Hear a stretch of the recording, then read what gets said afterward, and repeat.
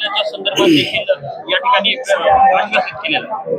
कारण हा गाव तसा अडचणीचाच वाटत होता, परंतु बाजीरावच्या माध्यमातून त्यांनी जे काही सोयी सुविधा करायला सुरुवात केलेली आहे।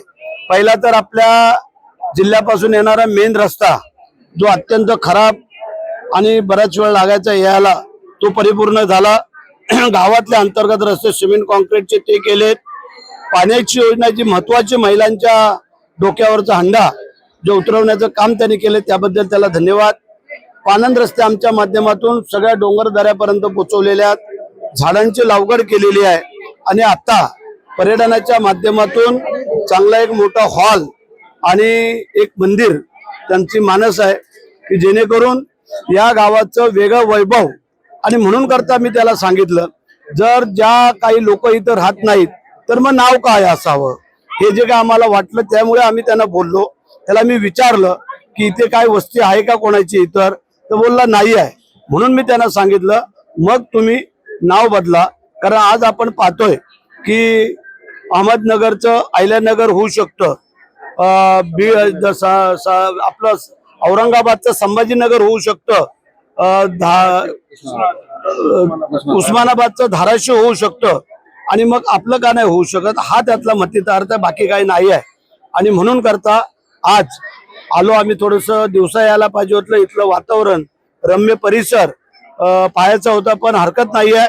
पुढच्या टायमाला आम्ही नक्की दिवसा येऊ आणि थोडस इथं भोजन करायला पण येऊया, कारण इथलं जेवण फार चविष्ट असं त्याचं म्हणणं आहे।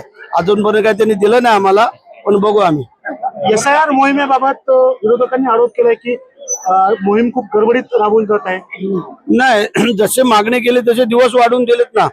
मुदत कुठे संपली? 29 तारीख होती त्याची, 8 केली, 8ची 17 केली। तुम्हाला मुदत वाढवून दिलेली ना, तर विरोधकांनी त्यांचं काम बाकी असताना 18% नागरिकांचे प्रपत्र आणखी जमा झालेले नाहीये। मग ते ज्यांचे झालेले नाही त्यांनी त्यांचं बघावं। जर BLO काम करतात, BLA काम करतायत, मग ज्यांना काय अडचण वाटते त्यांनी स्वतः उतरून काम करावं। पण आमच्या कोणाच्या काय तक्रारी वाटत नाही आहेत, परंतु जर त्यांनी मागणी केली 29 तारखेची 8 तारीख आली, 8 तारखेवरनं आता 17 तारीख आलेली आहे, म्हणजे तुम्हाला 2 वेळेला मुदत वाढ दिली ती कशासाठी?